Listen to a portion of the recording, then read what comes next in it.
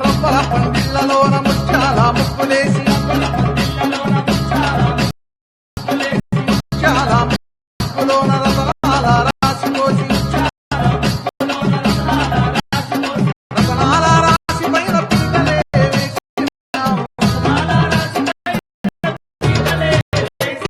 రామ రామ రామ రామ రామ రామ రామ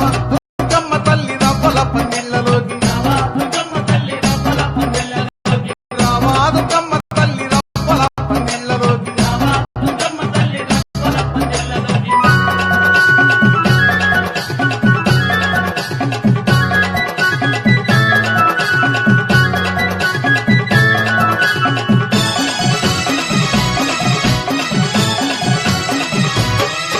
ఆ ఎర్రమాల వేసినాము ఎర్రమట్ట కట్టినాము